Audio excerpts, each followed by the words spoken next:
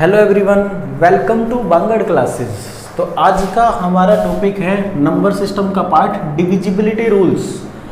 हिंदी में इसको कहेंगे भाज्यता का नियम। तो आइए जानते हैं इसके बारे में। तो बिल्कुल जीरो से स्टार्ट करते हैं।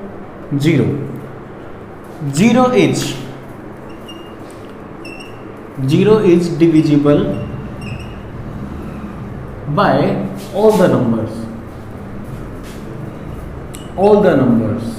except itself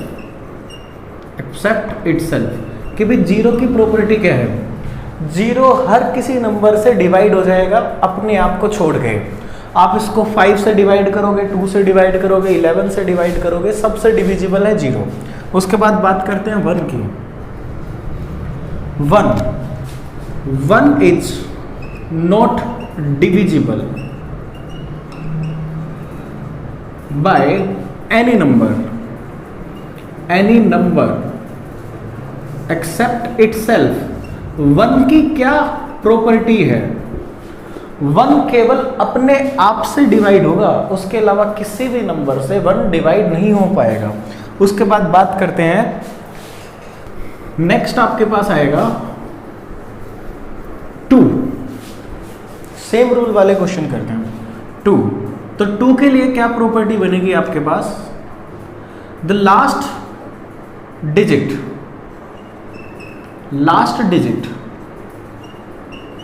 of a number should B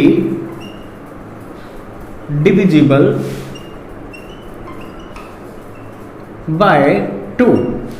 2 की क्या प्रॉपर्टी है भाई? कितना भी बड़ा नंबर हो, कितनी भी संख्याओं का नंबर हो, अगर उसका इकाई का अंक, लास्ट डिजिट आपका 2 से डिवाइड हो जाता है तो पूरा नंबर 2 से डिवाइड हो जाएगा। तो इसके जैसी ही प्रॉपर्टी होती है 4 की।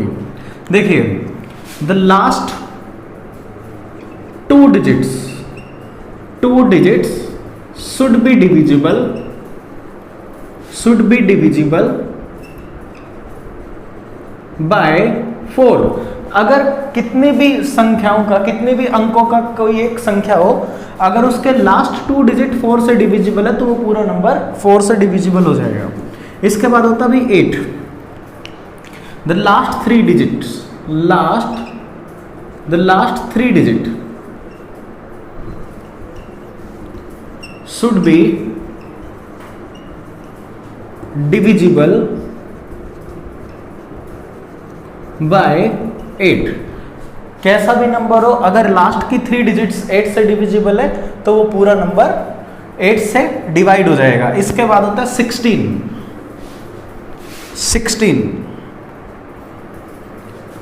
The last 4 digits should be divisible bye 16। तो कितना भी बड़ा नंबर हो, अगर लास्ट की 4 डिजिट 16 से डिवाइड होती है तो वो नंबर 16 से डिविजिबल होगा। उसके बाद इसी तरह की कुछ प्रॉपर्टी करते हैं 525 और 125 की। सिमिलर प्रॉपर्टी एक साथ कर लेते हैं, याद करने में आसानी रहेगी। 5 के लिए क्या भाई? Last digit should be divisible with 5। Last digit should be divisible by 5। कितनी भी बड़ी संख्या हो, अगर लास्ट के डिजिट 5 से डिवाइड कर जाते हैं, यानी कि 0 या 5 होगी, तो भी वो नंबर 5 से डिवाइड हो जाएगा। इसके बाद 25 की क्या प्रॉपर्टी बनेगी? लास्ट 2 डिजिट, इसका स्क्वायर करो, last 2 digits should be divisible by 25। इसके जैसी प्रॉपर्टी बनती है भाई 125। तो भाई इसके अंदर क्या होगा? Last 3 digits should be divisible by 125। अगर लास्ट 3 डिजिट 125 से डिविजिबल है तो वो पूरा नंबर 125 से डिविजिबल होगा। क्वेश्चन करते हैं यहाँ से बहुत इंटरेस्टिंग सा। suppose x and y are two positive integers such that let x and y are two positive integers such that 2y square x square plus 5y square is equal to 4 3 1 2. So how many possible value or pair of x and y are possible. Hindi में repeat कर देता हूँ question. मान लिया जाए x और y दो धनात्मक इंटीजर पूर्णांक हैं, तो भी एक इक्वेशन है मेरे पास। तो इस इक्वेशन के अंदर x और y के कितने पेयर पॉसिबल होंगे, चलिए इसका सॉल्यूशन देखते हैं।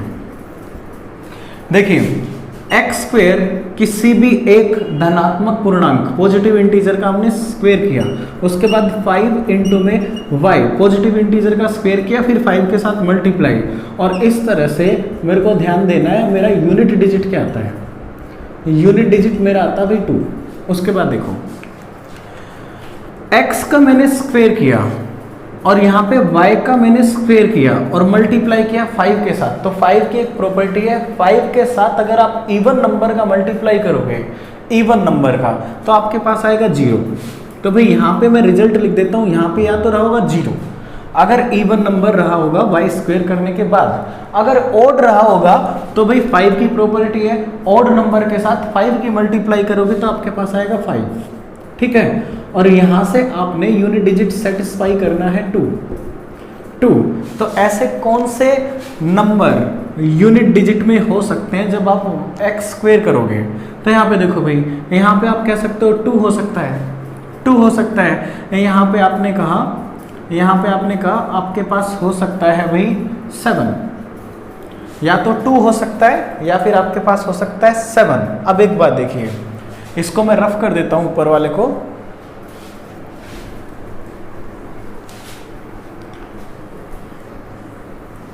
ये आपके फिलहाल 2 पेयर्स बन रहे हैं, या तो 2 और 0 या फिर 7 या फिर 5। अब एक बात लेता हूं भाई n का मैं करता हूं स्क्वेयर। n है यहाँ पे भाई, आप कोई भी नंबर ले लो, n is equal to any number. तो यहाँ पे देखिए, अगर मैं किसी भी नंबर का स्क्वायर करूंगा तो यूनिट डिजिट क्या तो हो सकते हैं और क्या नहीं हो सकते। तो यहाँ पे देखो भाई, मैंने 0 का स्क्वायर किया तो 0 आ जाएगा, 1 का स्क्वायर करेंगे तो 1 आ जाएगा, 2 का स्क्वायर करेंगे तो 4 आ जाएगा, 3 का स्क्वायर करोगे तो 9 आ जाएगा, 4 का स्क्वायर करोगे तो 6 आ जाएगा, 5 का स्क्वायर करोगे तो 5 आ जाएगा। इसके अलावा जो बच गया वो मेरे पास किसी के भी स्क्वायर करने से नहीं आएगा। 6 का स्क्वायर करो 6, 7 का स्क्वायर करोगे 9, 8 का स्क्वायर करोगे 4, 9 का स्क्वायर करोगे 1, 0 का स्क्वायर करोगे तो 0। इसके अलावा मेरे पास क्या बच जाता है, यहाँ से 2 बच जाता है, 3 बच जाता है, 7 बच जाता है और 8 बच जाता है। तो मैं यहाँ से क्या कहूँगा कि किसी भी डिजिट का अगर आप स्क्वायर करते हो तो भाई यहाँ पे क्या नहीं हो सकता, यहाँ पे आपके पास 2, 3, 7 और 8 नहीं हो सकता, तो 2 और 7 भी तो नहीं हो सकता यहाँ पे। तो किसी भी नंबर का आप स्क्वायर कर रहे हो तो यूनिट डिजिट क्या नहीं हो सकता, 2 और 7 नहीं हो सकता। तो how many such pair are possible, none, 0 pair are possible, 0 pair are possible. ऐसा कोई पेयर पॉसिबल नहीं है जिसको इस इक्वेशन के साथ सेटिस्फाई किया जा सके। एक क्वेश्चन और करते हैं यहाँ पे, interesting. Suppose n is a 3-digit number। ये हमने मान लिया कि भी कोई एक नंबर है 3 डिजिट का, जिसको मैंने लिख दिया भी n। अगर इस n का मैं कर देता हूँ स्क्वायर, n का मैंने कर दिया स्क्वायर, तो मेरे पास भाई मान लो कोई एक संख्या ही जिसके लास्ट 2 डिजिट मेरे का पता है, then how many possible value of n are possible. ठीक है, यहाँ से आप कहोगे how many such possible value for n, possible value for n। बहुत अच्छा क्वेश्चन है भाई। अब एक बात ये समझो, आपके पास कोई भी एक इवन नंबर है, मैंने मान लिया भाई 58, तो भाई इसका रूल क्या बनता है, डिविजिबिलिटी रूल। 2 से डिविजिबल है, ये सम कोई नंबर था, ये एक इवन नंबर था, 2 से डिवाइड करेगा। ये क्यों डिवाइड करेगा, क्योंकि इसके अंदर 2 फैक्टर है, 2 इसके अंदर एक फैक्टर है। अगर आप इस नंबर का कर देते हो स्क्वायर, 58 का आपने कर दिया स्क्वायर, इवन नंबर का आपने स्क्वायर कर दिया, किसी भी इवन नंबर का, तो आपके पास इवन नंबर के फैक्टर ये थे, स्क्वायर करने के बाद ये कितना बन जाएगा, 2 इंटू 2 29 इंटू 29। तो मैं ऐसा कह सकता हूँ कि भाई कोई एक इवन नंबर है तो वो 2 से डिवाइड करेगा। अगर आपने उस इवन नंबर का स्क्वायर कर दिया तो भाई वो 4 से डिवाइड करेगा, क्योंकि उसके अंदर फैक्टर आ चुका 2 का 2 बार, तो ये 4 से डिविजिबल होना चाहिए। तो यहाँ पे एक हमारी प्रॉपर्टी रहेगी,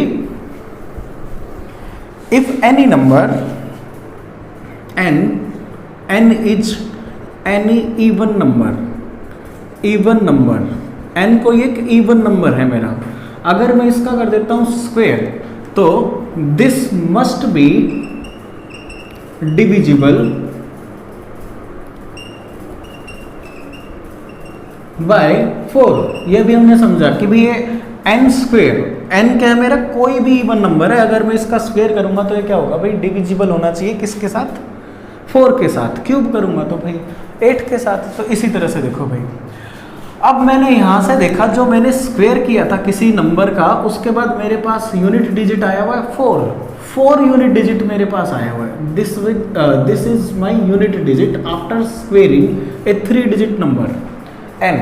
सो अब ये 4 कहां से आया होगा भाई, इस बात को समझो भाई, कौन से डिजिट का आप स्क्वायर करोगे कि भाई 4 आ जाएगा। तो देखो भाई, या तो मेरे पास 2 रहा होगा, या फिर मेरे पास 2 का स्क्वायर करूंगा तो मेरे पास यूनिट डिजिट कितना आ जाएगा 4, या फिर मेरे पास 8 रहा होगा। यानी कि जो n था ना, n मेरा नंबर, वो क्या था भाई, that must be A even number, वो मेरा इवन नंबर था n, this must be even number. ये इवन नंबर था जिसका यूनिट डिजिट था या तो 2 या फिर 8। 2 का मैं स्क्वायर करूंगा तो मेरे पास 4 आ जाएगा, या फिर वो था 8 का स्क्वायर करूंगा तो 64 आ जाएगा। ये हमने निकाल दिया भाई, n is the even number. अगर n इवन नंबर था और उसका मैंने कर दिया स्क्वायर, तो भाई ये जो भी रिजल्ट आया ना, जो भी रिजल्ट आया मेरे पास, ये क्या होना चाहिए, 4 से डिविजिबल होना चाहिए। अब लास्ट 2 डिजिट्स भाई, ये डिविजिबिलिटी रूल है 4 का डिविजिबिलिटी रूल अभी हमने लिखा था। 4 का डिविजिबिलिटी रूल क्या होगा भाई, last 2 digit must be divisible. तो ये क्या डिवाइड होती हैं, इसको आप डिवाइड करके देखो, not divisible. So how many possible value are such number n are possible, none are possible. भाई ऐसी कोई वैल्यू आप पॉसिबल नहीं कर सकते। इसका आंसर क्या होगा भाई, 0 वैल्यू आर पॉसिबल। क्लियर। के बाद एक बहुत इंपॉर्टेंट बात बनती है, क्या, परफेक्ट स्क्वायर के रिगार्डिंग, कि जो भी नंबर परफेक्ट स्क्वायर होता है या जिसका आप स्क्वायर रूट करते हो, वर्गमूल करते हो, परफेक्ट स्क्वायर नंबर क्या होगा भाई, उसकी लास्ट की 2 डिजिट्स जो होंगी ना परफेक्ट स्क्वायर नंबर की, वो भी 1 से लेके 24 तक के स्क्वायर करने से आती होगी। चलो इसको नोट करके लिख लो, फिर इस पर एक क्वेश्चन करते हैं। The last 2 digits of a perfect square number should be same as by squaring 1 to 24। यानी कि कोई भी जब परफेक्ट स्क्वायर नंबर होता है ना, तो उसकी लास्ट की 2 डिजिट्स होंगी, वो मस्ट बी सेम एज 1 से 24 तक के आप स्क्वायर करो, उनके बीच में लास्ट की 2 डिजिट्स मैच होनी चाहिए। Vice versa is not true, vice versa आप ट्रू नहीं कर सकते। इज नॉट सेटिस्फाई है, इज नॉट ट्रू, ठीक है ना। अपोजिट इस प्रॉपर्टी का पॉसिबल नहीं है। तो इस प्रॉपर्टी पे क्वेश्चन करते हैं, ठीक है। मैंने लिखा एक नंबर 36 56 2, इस नंबर में से मैं क्या माइनस करूं, इस नंबर में से मैं क्या माइनस करूं ताकि ये एक परफेक्ट स्क्वायर बन जाए। तो मेरे पास ऑप्शन है भाई 36, 65, 81 एंड 97। तो ये मेरे पास ऑप्शन है ए, बी, सी और डी। तो अभी हमने एक प्रॉपर्टी जानी है कि कोई भी नंबर कब परफेक्ट स्क्वायर रूट आप उसका निकाल पाओगे, कब वो परफेक्ट स्क्वायर बनेगा। तो यहाँ पे देखो भाई, इसका परफेक्ट स्क्वायर रूट निकालने के लिए लास्ट की 2 digit must be same as 1 से 24 तक के स्क्वायर करने से जो आती हूँ। तो मैं कौन से डिजिट माइनस करूँ भाई, मेरे को साफ साफ दिखाई दे रहा है। यहाँ से मैं इसको माइनस करता हूँ, मेरे पास आएगा 1, इसके बाद आ जाएगा भाई 81, फिर ये बन जाएगा 4। तो last 2 digit must be after squaring 1 to 24। तो ये मेरा आंसर हो जाएगा इस प्रॉपर्टी पे। एक दो क्वेश्चन और करते हैं इस प्रॉपर्टी पे। मैंने लिखा मेरे पास कोई एक परफेक्ट स्क्वायर नंबर है, A B C 9 is a perfect square number, perfect square number.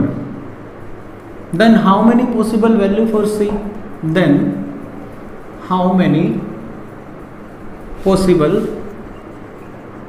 Value for C, C के लिए कितनी ऐसी वैल्यू आप पॉसिबल कर सकते हो। इसी प्रॉपर्टी से हम क्वेश्चन को करते हैं। जैसे मैंने लिखा भी ए बी सी की वैल्यू आपने निकालनी है 9, ठीक है। इसमें आप कितनी वैल्यू सी के लिए सोच सकते हो। तो एक तो मेरे पास आ गई भी 0, 0 9, ये हो जाएगा भी 3 का स्क्वायर, क्लियर। उसके बाद मेरे पास आ जाएगा भी 23 का स्क्वायर, 23 का स्क्वायर।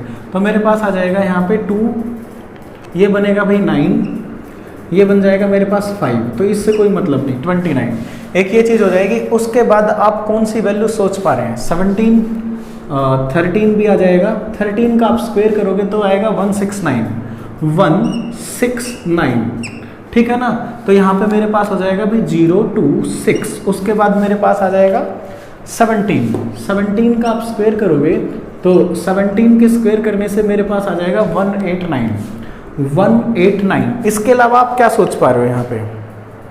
इसके बाद क्या हो जाएगा भाई 9, ये आपके पास आ जाएगा भाई 7, 7 भी तो है 49, 7 भी आपके पास हो जाएगा 49।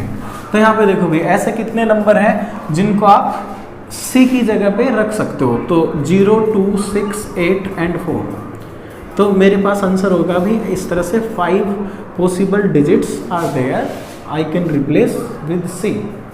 एक और क्वेश्चन करते हैं इस पे, एक और क्वेश्चन करते हैं इसी प्रॉपर्टी पे। किसी नंबर का दहाई का अंक आपको दे रखा है, 10th place.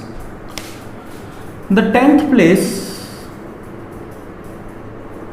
of a number, the 10th place of a number is 2, then of a 2, the number is perfect square, the number is perfect square, then how many possible value, how many possible value for unit place, for unit place, इकाई अंक के लिए कितनी value आप सोच सकते हो इस तरह से। तो देखिए मैंने कोई एक नंबर लिया भाई जिसका मेरे को 10th प्लेस पता है और मेरे को इकाई के अंक देखने, इसमें कितने बनेंगे। तो सबसे पहले तो मेरे पास बनेगा भाई 11 का आप स्क्वायर करोगे तो आ जाएगा भाई 121, मेरे को देखना है इकाई का अंक। उसके बाद आप करोगे भाई 18 का स्क्वायर, 18 का स्क्वायर आप करते हो तो आपके पास आ जाएगा भाई 324, 324, क्लियर, 324 मेरे को देखना है इकाई का अंक। उसके बाद आप करते हो भाई यहाँ पे 5 का स्क्वायर, 5 का स्क्वायर अगर आप करोगे तो आपके पास आ जाएगा 25, 25, क्लियर। इसके बाद आप यहाँ पे करते हो 23 का स्क्वायर, 23 का स्क्वायर करोगे तो आपके पास आ जाएगा भाई 529, 5 to 9. Then how many possible value for this unit place? 4 value, 1, 4, 5 and 9. These are 4 value that are possible for unit place. Okay. Thank you everyone.